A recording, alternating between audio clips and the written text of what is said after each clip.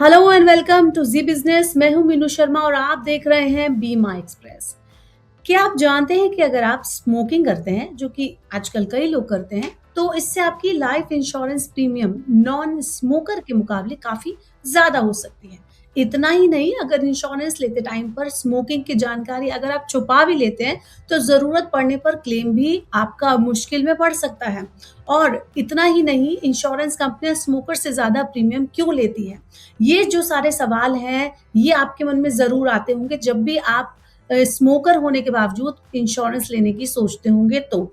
हम आपको बताएँगे इस शो में रिस्क यहाँ पर कैसे तय होता है, पॉलिसी खरीदते टाइम आपको किन-किन चीज़ों का ध्यान रखना चाहिए। इन्हीं सब अहम सवालों पर आज हम चर्चा करेंगे और चर्चा करने के लिए हमारे एक्सपर्ट हमारे साथ जुड़ चुके हैं, former member of IRDAI mister Nilesh Sathe. Sir, welcome to Zee Business. Thank you very much. Sir, सबसे पहला सवाल मेरा यहाँ पर यही बनता है कि आजकल हर कोई मतलब ऑलमोस्ट लोग स्मोक तो करते ही हैं, तो इंश्योरेंस कंपनी स्मोकर से नॉन स्मोकर के मुकाबले ज़्यादा प्रीमियम क्यों वसूलती हैं? और यहाँ पर अगर हम रिस्क की बात करें तो उसका कैलकुलेशन जो होता है वो कैसे किया जाता है? पहली बात तो ये है कि इंश्योरेंस जो है वो रिस्क से जुड़ा हुआ प्रोडक्ट है। ज़्यादा रिस्क ज़्यादा प्रीमियम, कम रिस्क कम प्रीमियम। जो स्मोक करता है, क्या उसको ज़्यादा रिस्क नहीं है? ज़रूर है। तो रिस्क अगर ज़्यादा है तो प्रीमियम ज़्यादा वसूलना चाहिए। वसूलना तो ये वो ठीक नहीं है, मगर ज़्यादा प्रीमियम लगाना चाहिए। क्योंकि इंश्योरेंस का प्रिंसिपल ही ये है कि समान स्थिति, शारीरिक स्थिति के जो लोग हैं, जिसे हम स्टैंडर्ड लाइफ कहते हैं, उनको प्रीमियम एक स्टैंडर्ड रहेगा। और जो लोग अपनी आदतों के कारण रिस्क बढ़ाते हैं, रिस्क ऑफ डेथ, उनको प्रीमियम ज़्यादा लगेगा। तो स्मोकिंग करने से ये देखा गया है कि दिल की बीमारी हो या अ, दमा जिसे कहते हैं, अस्थमा जिसे कहते हैं, वो बीमारी हो या कैंसर जैसी बीमारी हो, ये होने की संभावना बढ़ती है। और जब बढ़ती है तो क्या उसको प्रीमियम उतना ही लगाना चाहिए कि जो इन सारी बुरी आदतों से दूर रहता है? तो ज़रूर ज़्यादा लगाना चाहिए। अब कितना ज़्यादा लगाना चाहिए? ये एक्चुरियल प्रिंसिपल के हिसाब से निकाला जाता है। तो जिसमें सिर्फ रिस्क कवर है, जैसे टर्म इंश्योरेंस पॉलिसी हो गई, तो उसमें ऑब्वियसली स्मोकर्स के लिए प्रीमियम बहुत ज़्यादा होता है, करीबन 10% 20% तक का ज़्यादा हो सकता है। मगर जहाँ सेविंग्स ओरिएंटेड पॉलिसी है, वहाँ उतना ज़्यादा प्रीमियम लगाने की ज़रूरत नहीं है, क्योंकि उसका मेजर प्रीमियम का पोर्शन जो है वो सेविंग में चला जाता है। मगर प्रीमियम ज़्यादा तो लगाना पड़ेगा, क्योंकि उसकी रिस्क ऑफ डेथ ज़्यादा है, और जिसकी रिस्क ऑफ ज़्यादा है उसको प्रीमियम ज़्यादा देना पड़ेगा। तो बेसिकली जिसका रिस्क ऑफ डेथ ज़्यादा है, उसको प्रीमियम ज़्यादा देना होगा क्योंकि यहाँ पर होता है कि आप स्मोक करते हैं तो एक तरीके से आपका नेगेटिव पॉइंट हो गया। एक स्वस्थ इंसान के कंपैरिज़न में अगर देखा जाए तो आप स्मोक करते हैं, तो आपके साथ रिस्क ज़्यादा जुड़ गया है, इसलिए आपको प्रीमियम ज़्यादा देना होता है। सही बोल रही हूँ सर मैं? बिल्कुल सही है। सर, तो अगला सवाल ये है कि इस पर भी अलग-अलग आइडियाज़ निकाल के लोग क्या करते हैं कि अपनी जो स्मोकिंग की इन्फॉर्मेशन है ये छुपा लेते हैं और सोचते हैं कि हम ऐसा कर लेंगे तो हमको मतलब ज़्यादा प्रीमियम नहीं देना पड़ेगा और क्लेम भी अच्छे से निकल जाएगा। तो सर, आपके हिसाब से क्लेम सेटलमेंट पर अगर ये स्मोकिंग की इन्फॉर्मेशन छुपा लेते हैं, तो क्या असर पड़ता है? पहली बात तो ये है कि insurance is a contract of यूबेर रिमाय फेडाई, मीन्स अटमोस्ट गुड फेथ। आप अपनी सेहत के बारे में मुझे बताएंगे कि मेरा ऐसा ऐसा ये है, ऑपरेशन ये हुआ है, मैं स्मोक करता हूँ, शराब पीता हूँ, कितनी पीता हूँ, वगैरह वगैरह। और उस हिसाब से मैं एसेस करूंगा एज इंश्योरर कि आपको कितना प्रीमियम लगाना चाहिए। तो ये अटमोस्ट गुड फेथ का कॉन्ट्रैक्ट है। इसमें हुँ। अगर आपने धोखाधड़ी की तो कॉन्ट्रैक्ट रिजेक्ट भी हो सकता है। बीच में कभी भी अगर इंश्योरर को ये पता चला कि आप स्मोकिंग करते हो, जैसे रिवाइवल के समय समझो कोई मेडिकल हो गई और उस समय पता चला और डॉक्टर ने हुँ। ये बताया है उसमें कि ये स्मोकर है, तो हो सकता है कि कॉन्ट्रैक्ट रिजेक्ट भी करे और सारा प्रीमियम जो भरा है ना, वो फॉरफिट भी हो सकता है। और क्लेम के ओके। समय तो बहुत ही इम्पोर्टेंट है, क्योंकि होता क्या है कि जब क्लेम आता है तो जनरली घर में कोई मर गया तो क्लेम बहुत ही रेयरली होता है। हॉस्पिटल जाना ही पड़ता है, और जब हॉस्पिटल जाते हो तो वो जो मेडिकल हिस्ट्री होती है ना, उसमें लिखा जाता है, आप ही बताते हो कि हाँ, मैं स्मोक कर रहा, मैं पिछले 20 साल से हर रोज़ 10 सिगरेट पी रहा हूँ।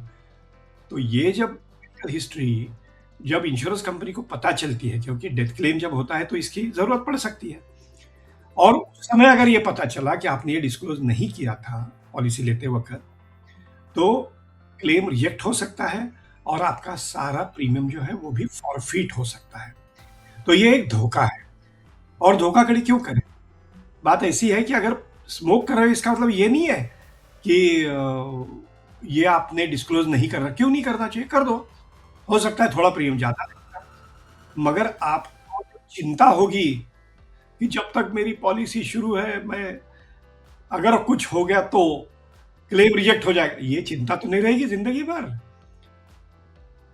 और एक सवाल इस ये भी आता है कि जैसे आज जिसने बीमा लिया है वो स्मोक नहीं कर रहा है, मगर बीमा लेने के बाद 2-5 साल बाद उसने स्मोकिंग चालू की, तो क्या करें?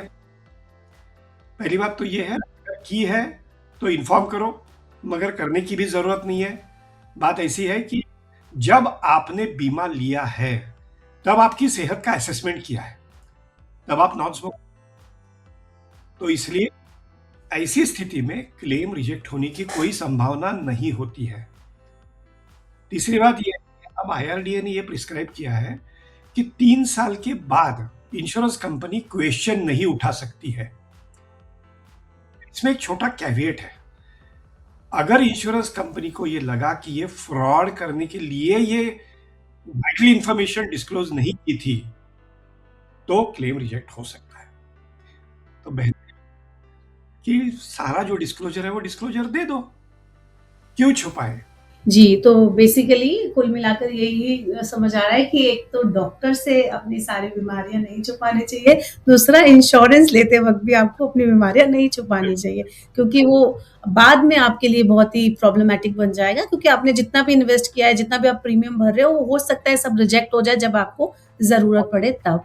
तो सर, जैसे आपने बताया कि बहुत से लोग बाद में स्टार्ट कर देते हैं, तो उसी पर मेरा एक सवाल है कि बहुत से लोगों का यहाँ पर ये भी मिथ कह लीजिए या ये भी मानना है कह लीजिए कि अगर कोई पर्सन पहले स्मोकर था तो वो कुछ टाइम के लिए स्मोकिंग छोड़ देता है, तो उसके बाद वो फ्यूचर में नॉन स्मोकर की क्या कैटेगरी में आ जाता है, और क्या उसके बाद वो अप्लाई करता है? क्योंकि मैंने भी कहीं सुना है, कई लोगों ने मेरे ऑफिस में भी बोला है कि आप 3 महीने तक स्मोकिंग छोड़ दो, बॉडी से आपके सारे वो निकल जाएंगे, और उसके बाद आप जब चेक करेंगे वो, तो आपके बॉडी में बिल्कुल भी पता नहीं चलेगा कि आप स्मोक करते थे। तो क्या ये मिथ है ये, या एक्चुअल में होता है?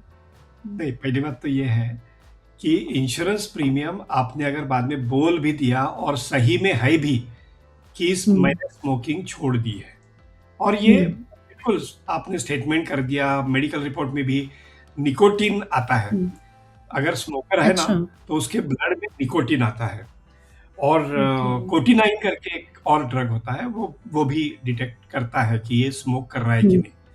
तो ये यूरिन में, ब्लड में या स्पिटून में, यानी थूक जो होती है उसमें आता है। हुँ, तो ये ओके। टेस्ट में अगर आ गया कि भाई ये कोई भी निकोटिन या कोटीन ये है नहीं, हुँ, फिर भी इंश्योरेंस कंपनी आपका प्रीमियम कम नहीं करती है।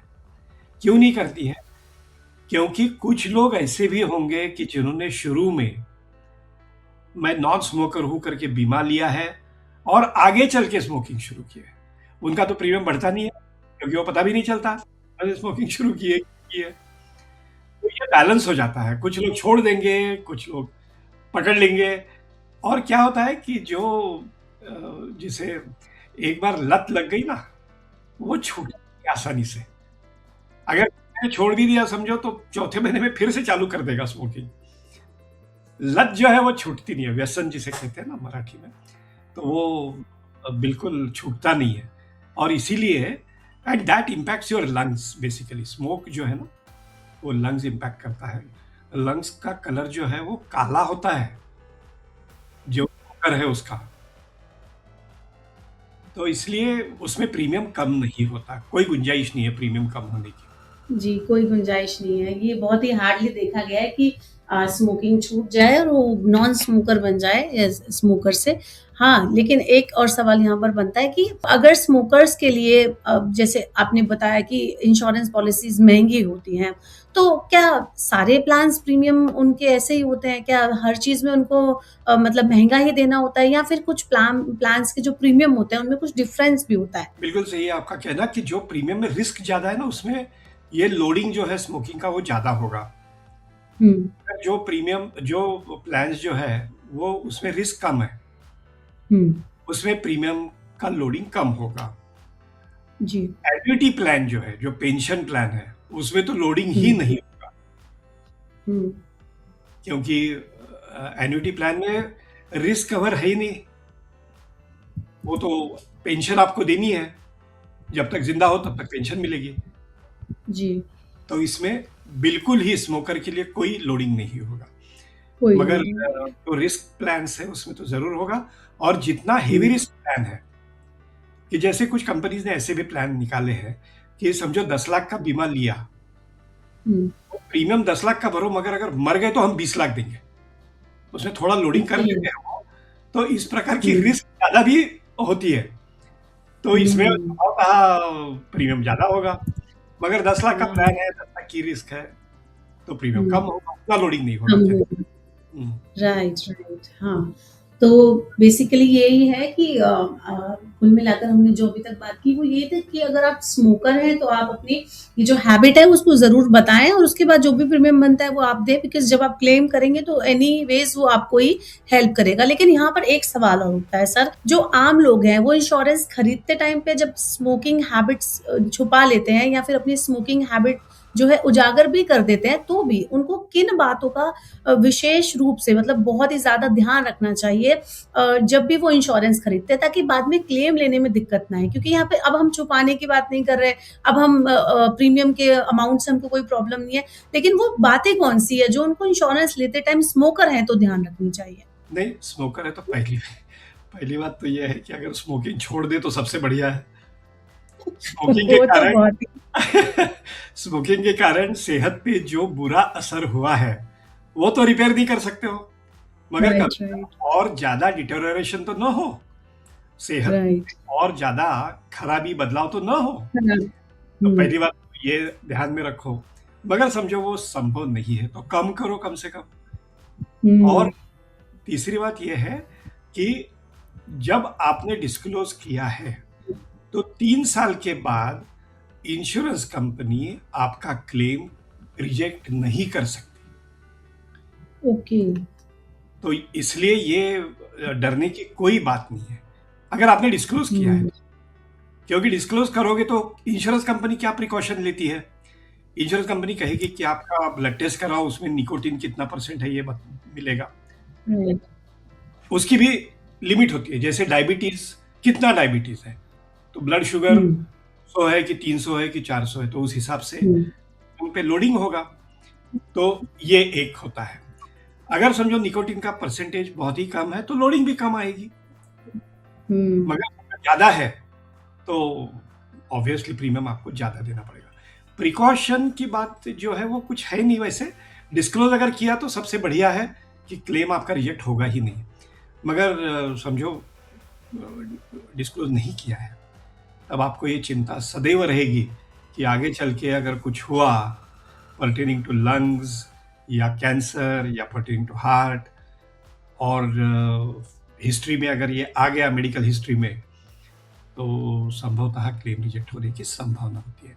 इसलिए ऑनेस्टली जो सवाल है उसके जवाब दो। बीमा मिला, बहुत बढ़िया, नहीं मिला तो भी कोई हर्ज नहीं है। जब नहीं मिला तो ये देखना चाहिए कि मेरी सेहत इतनी खराब है कि बीमा कंपनी मुझे बीमा रिजेक्ट कर रही है, तो इसका मतलब मुझे मेरे सेहत की तरफ ध्यान देना चाहिए। स्मोकिंग अगर 20 सिगरेट पी रहे हो तो कम करो या बंद करो, या और भी कोई आदतें हैं तो उसको भी कम करो। सवेरे घूमने जाओ, यानी कहने का मतलब ये है कि दिस इज़ एन इंडिकेशन कि जब इंश्योरेंस कंपनी कह रही है कि नहीं हम तुमको बीमा देंगे ही नहीं, इसका मतलब आपकी सेहत बहुत ही खराब है। मगर समझो कुछ एक्स्ट्रा लगाया है तो कोई हर्ज नहीं है। जब मेरी बुरी आदतों के कारण मैं जब ₹200 की सिगरेट पी रहा हूँ रोज़ की, तो ₹10 ₹20 का प्रीमियम ज़्यादा का नहीं बन सकता क्या? भरना ही चाहिए, क्यों नहीं भर बिल्कुल सर, बिल्कुल आपने एकदम सही कहा क्योंकि एनीवेज़ ये रिलेट करता है आपकी हेल्थ से, तो अगर आपको पता है कि कहीं न कहीं आप थोड़ा-सा पॉइंट कम में चल रहे हैं एक स्वस्थ व्यक्ति के इंश्योरेंस से, एक तो आप इंश्योरेंस ले रहे हैं, उसमें भी आप जो है कुछ अपने नंबर्स घटा रहे हैं अपनी इन बैड हैबिट्स की वजह से। तो बेहतर है कि अगर आप छोड़ सकें तो बहुत अच्छी बात है, एक स्वस्थ शरीर को अगर आप एक इंश्योरेंस दें तो अच्छी बात है। लेकिन हाँ, अगर आप ऐसी हैबिट को लेंगे जो कि छोड़ी जा सकती है, तो वो अब बेहतर रहेगा कि आप ज़्यादा प्रीमियम भरें लेकिन बिल्कुल, आप इंश्योरेंस कंपनी को हर एक चीज़ बताएँ। बिल्कुल। Thank you so much sir हमारे साथ जुड़ने के लिए और डिटेल में बात करने के लिए। बहुत ही कॉमन, बहुत ही आम मुद्दा है। सब लोग आजकल मोस्टली लोग, सब लोग नहीं तो मोस्टली लोग तो स्मोक करते ही हैं और बाद में जब एक लेवल, एक एज के बाद उनको ज़रूरत पड़ती है इंश्योरेंस की, वहाँ उनको आती है प्रॉब्लम। तो थैंक यू सो मच इतना डिटेल में बताने के लिए। बहुत-बहुत धन्यवाद। तो आपने देखा कि सर ने हमें बताया कि किस तरह से अगर आप एक स्मोकर हैं और आप इंश्योरेंस लेना चाहते हैं, तो सलाह यही है हमारे एक्सपर्ट्स की तरफ से कि आप इंश्योरेंस कंपनी को हर एक चीज़ पहले से बता दें, जैसे कि आप डॉक्टर को बताते हैं, हर एक बीमारी, हर एक बैड हैबिट, गुड हैबिट सब बता के रखें ताकि आपको क्लेम लेने में कोई भी प्रॉब्लम ना हो।